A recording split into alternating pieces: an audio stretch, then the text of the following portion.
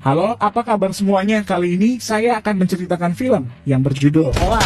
Tidak usah berlama-lama, bagaimana alur ceritanya? Mari kita saksikan sampai selesai.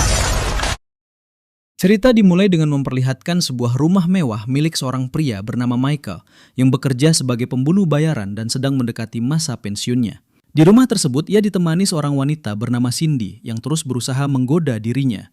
Namun tanpa disadari, Cindy ternyata bagian dari kelompok pembunuh muda yang ditugaskan untuk menghabisi Michael. Saat Michael lengah, seorang penembak jitu menembaknya dari kejauhan, diikuti serangan dari tim lainnya.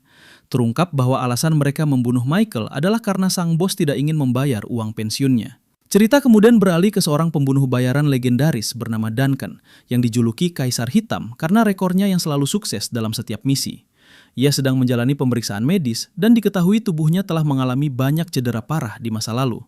Meski begitu, ia tetap memilih mempertahankan serpihan logam yang tertanam di tubuhnya. Duncan diberitahu bahwa ia akan pensiun dalam 14 hari, tepat saat usianya mencapai 50 tahun, dengan hak uang pensiun sebesar 8 juta dolar.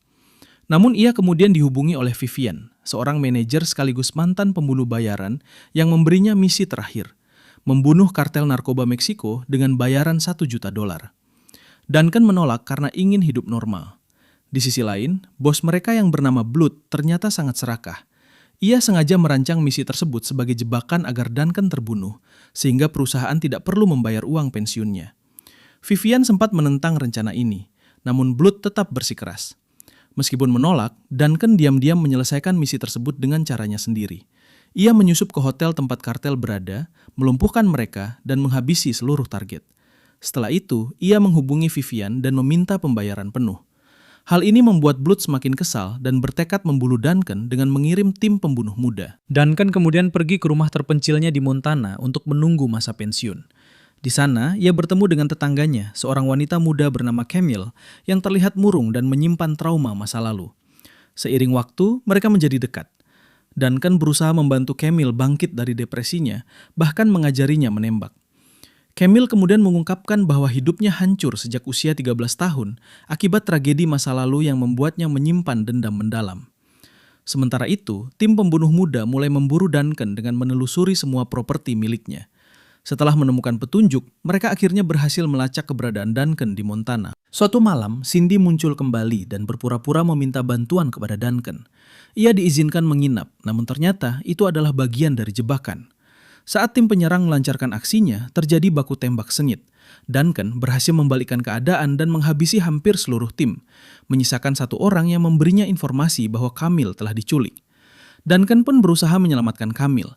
Ia menemui teman lamanya, Peter, yang ternyata mengkhianatinya karena bekerja sama dengan Blood. Duncan ditangkap dan disiksa secara brutal selama beberapa hari. Tubuhnya disayat, tulangnya dicabut, bahkan matanya dilukai. Namun dengan sisa tenaga, Duncan berhasil meloloskan diri, membunuh para penjaga, dan kabur. Ia kemudian mencari bantuan dari seorang kenalan lamanya bernama Siti yang merawat luka-lukanya dan memberinya senjata canggih. Dengan tekad balas dendam, Duncan mulai menyerang balik. Ia membunuh Vivian dan pasukannya, lalu menyerbu markas Blood. Anak buah Blood yang tersisa memilih kabur karena takut. Duncan akhirnya menghadapi Blood dan menghabisinya tanpa ampun. Setelah itu, Duncan berhasil menyelamatkan Camille dan membawanya pulang. Ia merawatnya hingga sadar. Namun suatu hari, Camille tiba-tiba menghilang dan muncul kembali dengan menodongkan senjata ke arah Duncan. Terungkap bahwa Camille adalah anak dari keluarga yang dulu dibunuh oleh Duncan dalam sebuah misi bertahun-tahun lalu. Ia selama ini menyimpan dendam dan ingin membalasnya. Duncan hanya bisa pasrah dan mempersilahkan Camille menembaknya. Namun di saat terakhir, Camille mengurungkan niatnya. Ia menyadari bahwa Duncan hanyalah alat dari orang yang lebih besar. Akhirnya, Camille memilih jalan baru, menjadi pembunuh bayaran dan meminta Duncan untuk melatihnya, dengan tujuan membalas dendam kepada dalang sebenarnya di balik tragedi keluarganya. Duncan pun menyetujui permintaan tersebut. Cerita pun berakhir dengan awal baru bagi mereka berdua.